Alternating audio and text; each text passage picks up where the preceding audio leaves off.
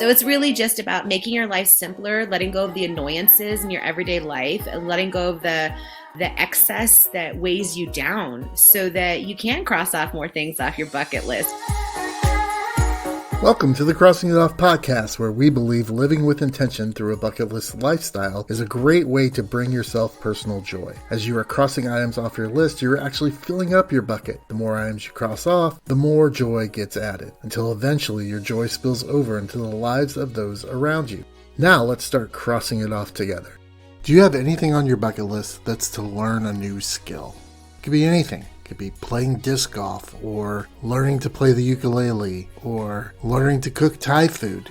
These are some of the greatest things that you can have on your bucket list because they last much longer than just a FOMO trip that you've taken to some exotic location and posted pictures of it on Instagram. Our bucket list storyteller today has done just that. She learned a skill to reorder her life, and it's paid off in spades, and now she's helping others do the same. Let's learn what she did and how it impacted her so much. Let's start crossing it off. I'd like to welcome this episode's bucket list storyteller, Suzie Sandoval, to the show. She describes herself as inspiring, daring, compelling, and legendary. Suzie, thanks for coming on the show. Thanks so much for having me, Roger. Great to be here. Yeah, this is going to be fun. So tell our listeners, what did you cross off your list? Becoming a minimalist. Okay. There needs to be some explanation first about what is a minimalist. If you were to describe it to someone, what's your version of that? I love that question because there's a lot of misconception of what it is. So the heart of minimalism is this. You prioritize your needs over your wants in life. And when you're able, it can be a challenging process to even learn how to identify your needs. I don't mean basic needs. I mean core inner needs. When those are met, minimalism can be a high quality experience of life. And so what does that look like for you? What are some of the things that are your needs that you found in this process? And we'll talk about the process in a little bit, but describe what minimalism looks like in your life. Yeah, so I'll share with you a recent kind of project. So I'm an organizer. I've been in business for over 10 years organizing. I became a minimalist through the process of working with my clients' clutter. I saw how it was weighing them down. I saw how it was taking them away from living their most joyful life. And it affected me, it impacted me, and it inspired me. And so I had the natural ability to organize and create spaces that are functional, but my relationship with clutter is really what inspired the minimalism. So for example, I'm living in a small space right now, and I could have the experience of complaining, there's not enough room for my stuff, I don't have enough space here. But that's not how I look at spaces. I look at spaces on how can I make the best use of this space? How can I maximize it in a way that's going to meet all of my needs? So recently, I have shifted my eating lifestyle. I can't have dairy. I just can't. My body won't do it anymore.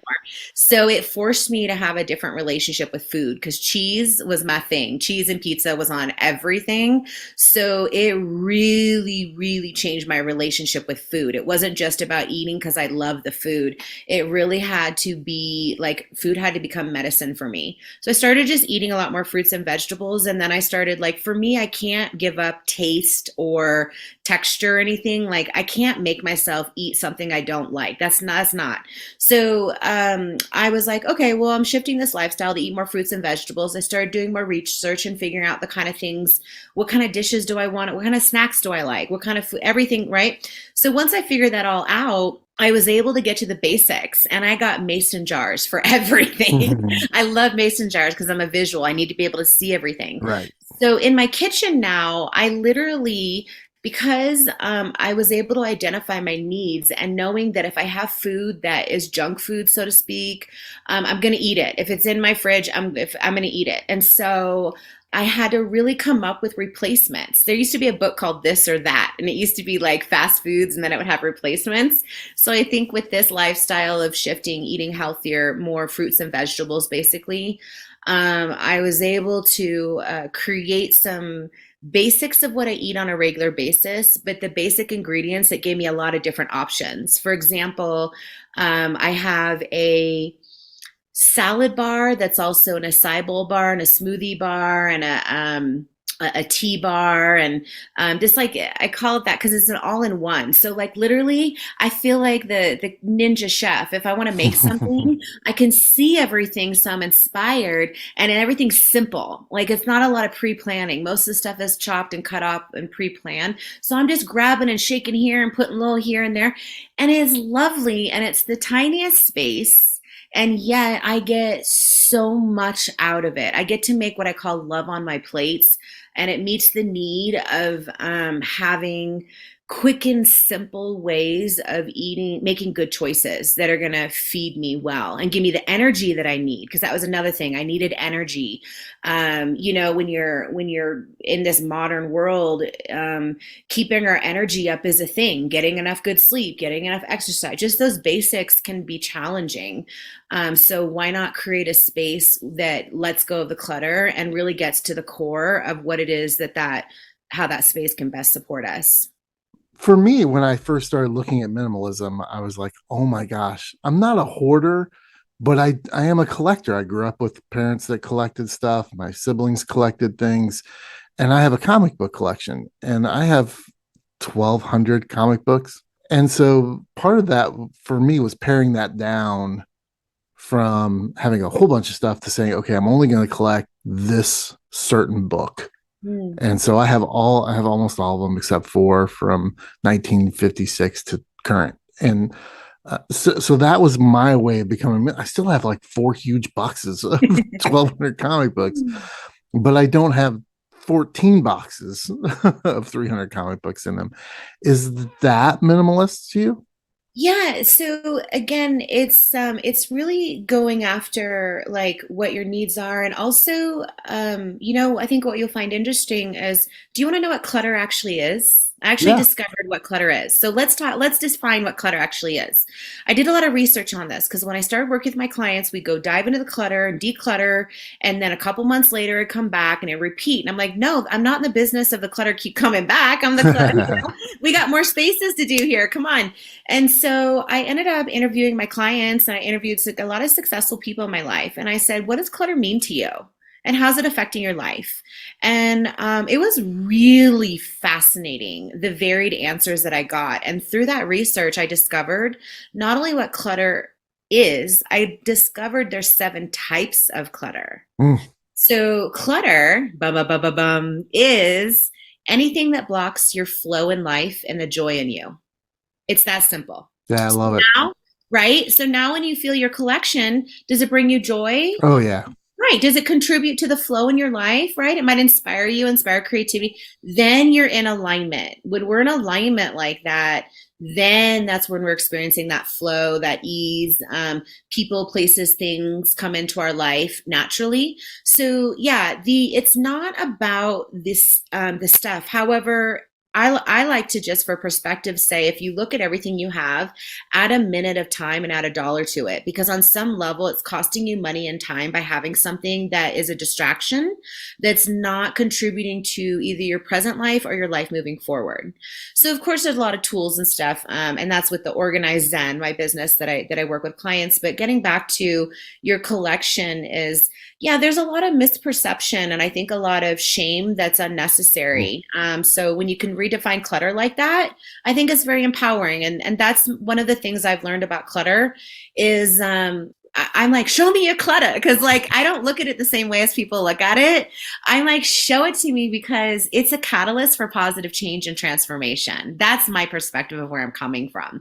So it's really just about making your life simpler, letting go of the annoyances in your everyday life, and letting go of the excess that weighs you down so that you can cross off more things off your bucket list. You can stay Mhm. focused and consistent. You're not getting overwhelmed, drained, or distracted. Yeah, I get the question all the time. How do you go and travel and do all this stuff? And it's like, I don't buy things. right? I don't buy in a lot of excess stuff. I don't have a lot of excess needs, whether it's clothing or shoes or, just stuff for the house or whatever it is. I really don't have a whole lot of other things that I consume so that I can have those experiences. And I think that that's part of being a minimalist, is just being able to say, okay, I've got space or margin. That's the term I used to use a lot. Is, pages on a piece of paper have margins around them, and they're there for people to make comments and notes and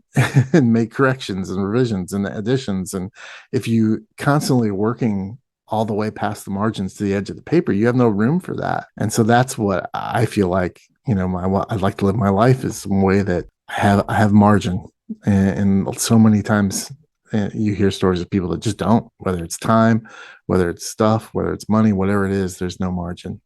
You're hitting totally on the essence of minimalism, which is what I teach. So yeah, when I first was started my business, I'm an organizer. People would run. Literally, some of my friends' parents would not let me in their house. I'm like, no, I'm not. It's gonna be okay. It's gonna be right.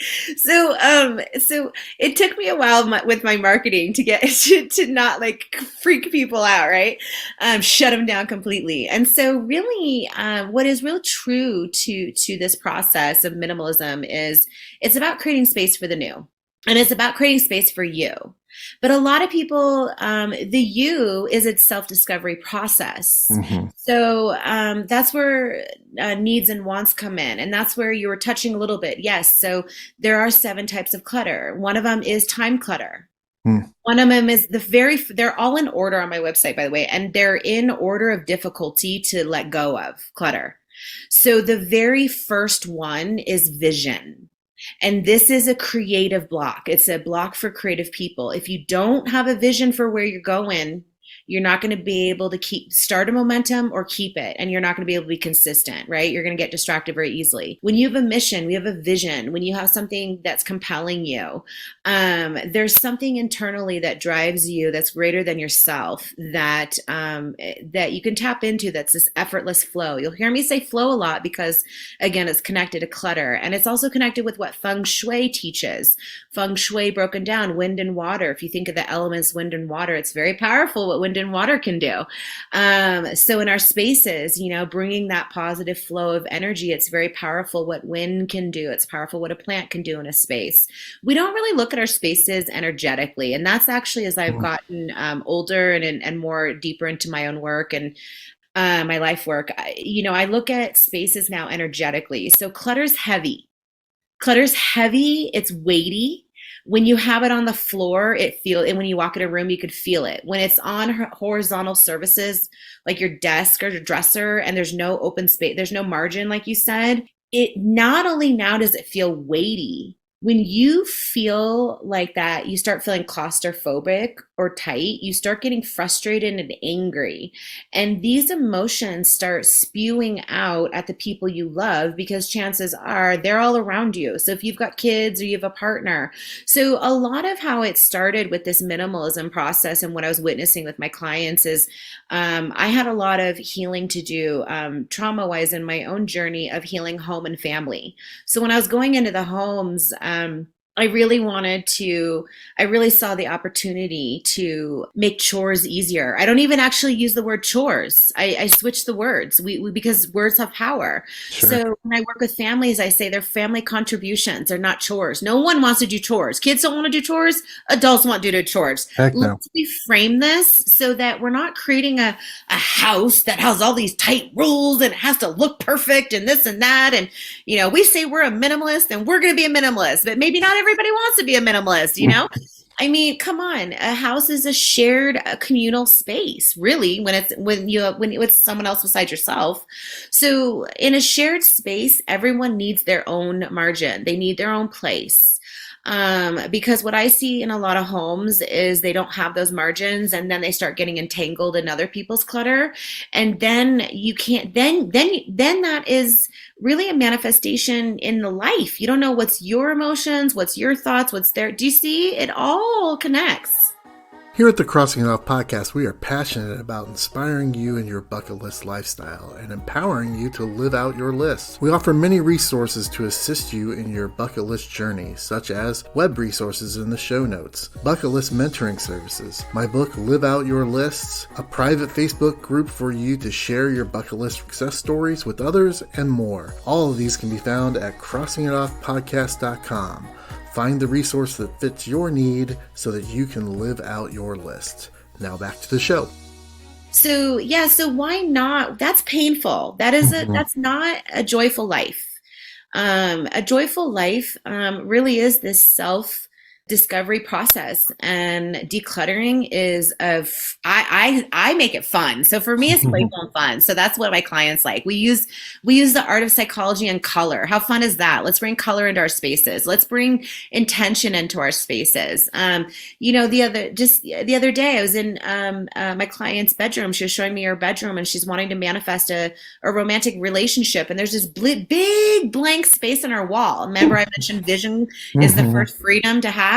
I'm like, honey, you need an inspiring picture of a couple or something here. There's nothing here. It was blank in her bedroom. It reflected nothing. Your office, have things in your office that reflect your accomplishments. So when you're having a really tough day, you can remember you have some energy in there that cues you into who you truly are, not the circumstances of what's happening to you in that day. Our spaces are really, really invaluable to supporting our highest potential selves.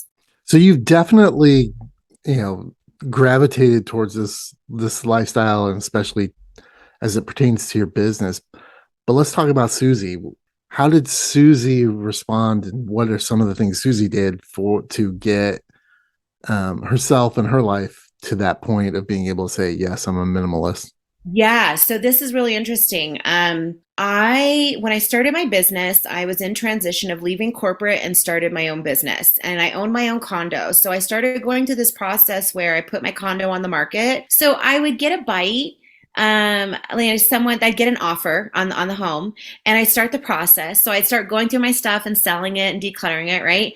And then it would fall through. And this happened like over the period of about 3 years. Like 3 times.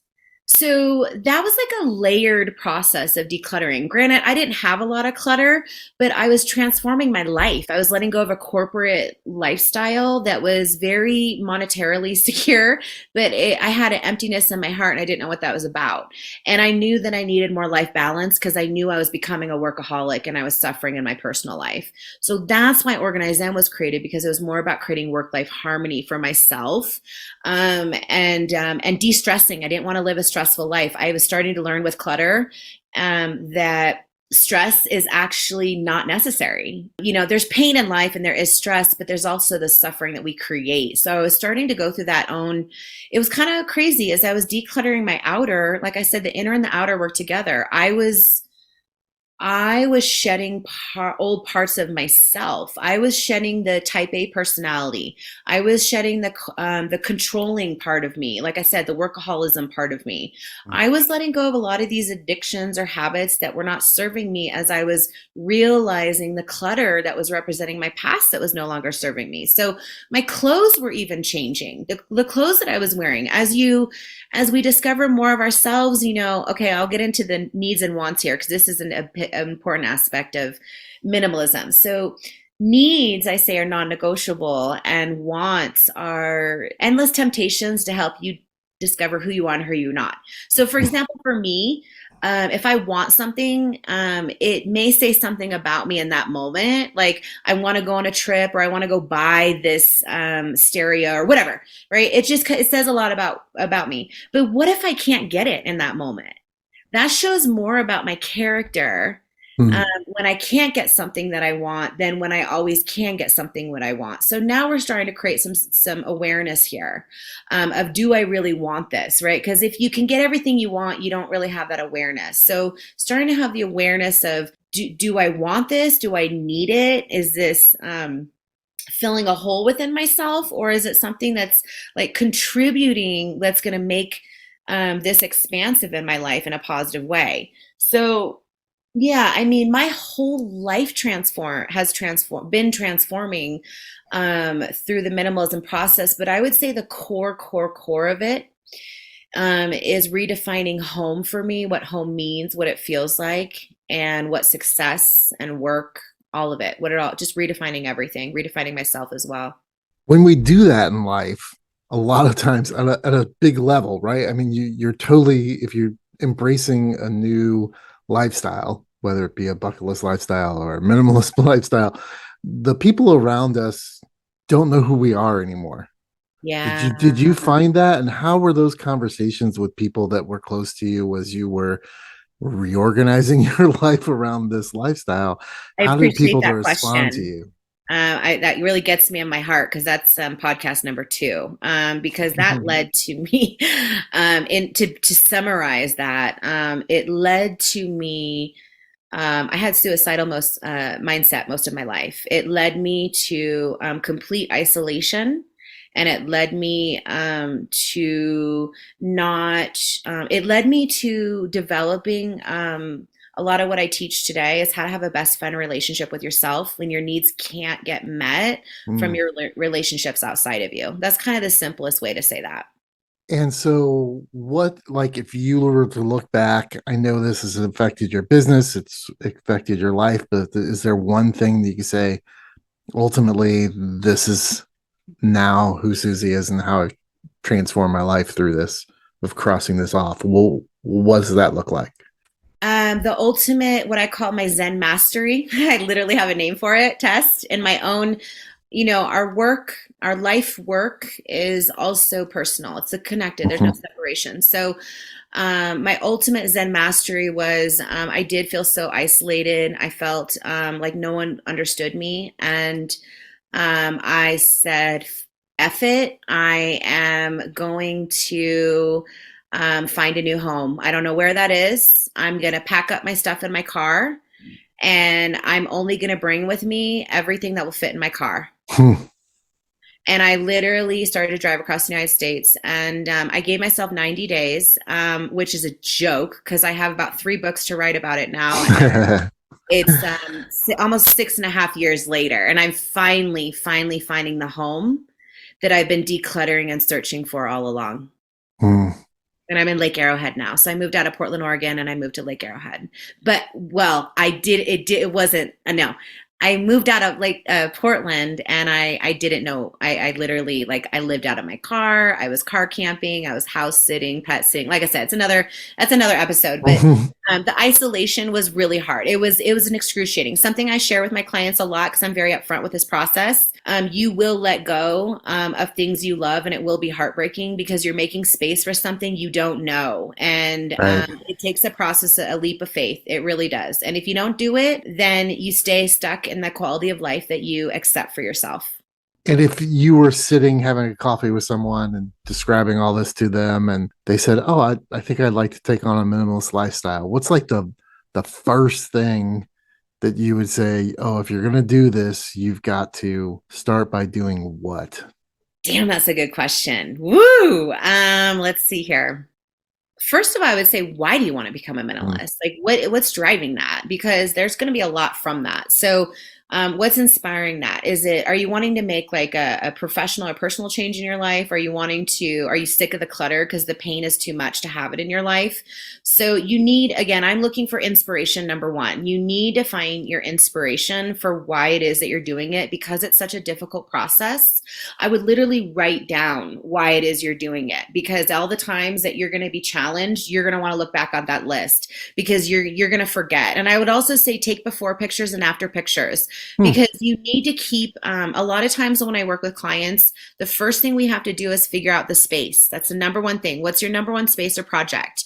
And a lot of people get stuck on that. So that's where I'm here to help. But what I do recommend is either looking at a space like your bedroom, which reflects the space where you have a relationship with yourself, or maybe you're wanting to make changes in your office space. Those are the two kind of quick, like most prominent ones, or even the kitchen if someone wants to change lifestyle, right? Those are kind of the three popular ones. So pick out your priority space, and begin assessing how you want to use that space. And again, like I said, why it is that you want to do this.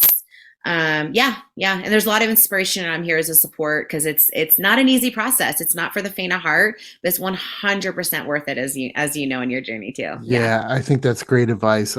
That's my number one thing too. Is I ask people, why do you want to have a bucket list? What, and the goal in that is to say, well, this can be your intention, right? Mhm. Not just, not just a reason why, but using it as your intention. For me, it's community. Like most of the things on my bucket list surround some type of community aspect to it.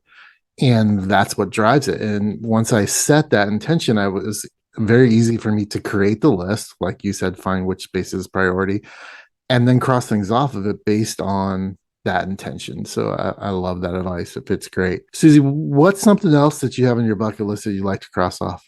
Well, now that I am claiming Lake Arrowhead as my new home, which is very recent, we just experienced a record-breaking worst snowstorm in like over 30 years. And piggy-tailing off what you just said, I realized this was home because this community, I witnessed heroic people. I witnessed people in a situation, a terrible situation. And so I too am very inspired by community. And so I'm super thrilled. This came out of like left field, like last week. And I'm just 100%, I set intentions with not only personally, but with my community, my Zen friends, I call them. And we were on the intention. I teach the 7 energies of Zen. That's how we overcome clutter, by the way. We work with the positive energies to let go of the negative. So the 7 energies of Zen, it's also free access on my website, free resources. But we're in the energy of empowerment. Empowerment is all about taking inspired action despite your fear. It's like totally mustering up that courage energy. So I'm becoming a drum circle facilitator for the community. Yeah, Nice. yeah. And will that be an ongoing thing, or is this Yes, for like a yes. one time? This is a new beginning. This is a new beginning. I've been doing sound healing. What I realized with the clutter and stuff is it's so stressful for people. Then the clutter was the external, that I realized with my clients, it was more effective to work with their inner clutter. And then the outer clutter was so easy to let go of because they were having the inner breakthroughs. And so the sound healing, I use 7 crystal bowls. I use chimes. I use a shamanic drum. All you have to do is lie down and I teach you how to breathe and imagine some great things. You relax and you declutter your insides. How about that? Yeah. Now the drum circle is a whole nother level. So the sound healings get you in a dreamlike state, whereas the drum circle is going to bring us together as community. We're going to amplify all the energy. And the cool thing is it is all about unifying our heartbeats. That's my intention, through the drum and the rhythm and the beat. So we're going to unify our heartbeats. And for all the things that we can't express through words, we're going to find our rhythm and beat it out. How about that? That's awesome. That's so cool. If people haven't done a sound bath before, I highly recommend it. It's a pretty cool thing. Suzie, thank you for being here. Where can folks connect with you online or other places, to whether it's for the organizing or anything else you've got going on? Yeah. So I have free resources on my website. As I mentioned, my ebook, 7 Freedoms from Clutter. You can also learn about the 7 energies of Zen for harmonious living. The easiest way right now is SuzieSandoval.com. Awesome. Yeah. Great. I will put that in the show notes so that everyone can get to it really quickly. Suzie, thank you so much for being here and sharing your journey of becoming a minimalist. I think it's awesome. And I'm sure people are going to get a lot out of this. And I wish you the best of luck in your drum circle. Thank you. Thank you to the listeners. Thank you to you so much for having me. Pleasure to be here.